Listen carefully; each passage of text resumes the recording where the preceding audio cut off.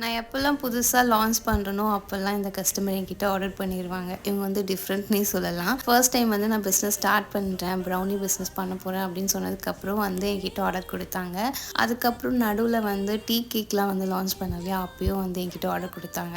அதுக்கப்புறம் வந்து எனக்கு ரசமலாய் கேக்னா ரொம்ப பிடிக்கும். அந்த ஃப்ளேவர் எனக்கு ரொம்ப ரொம்ப பிடிக்கும். உங்களால பண்ணி தர முடியுமா? கொரியர் பண்ணுங்க அப்படின்னாங்க. கண்டிப்பா கேக்கெல்லாம் வந்து டெலிவரியே பண்ண முடியாது. மெல்ட் ஆயிடும் அப்படின்னு சொன்னா அவங்க புரிஞ்சுக்கிட்டாங்க.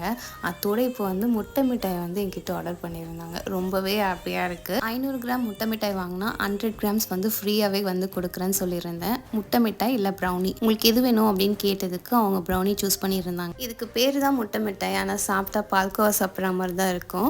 கோவா அதிகமா இருக்கும், இல்ல முட்டை கம்மியா இருக்கும். அந்த மாரி ரெசிபி தான் நான் ரெடி பண்ணியிருக்கேன். ஏன்னா கொரியர்ல சென்ட் பண்ணும்போது டேமேஜ் ஆகாம போகணும். அதனால ரெசிபியே எனக்கு ஏத்த மாரி மாத்தி சேஞ்ச் பண்ணிருக்கேன். உங்களுக்கும் முட்டை மிட்டாய் வேணும்னா மேல ஒரு வாட்ஸ்அப் நம்பருக்கு மெசேஜ் பண்ணுங்க. பாய்.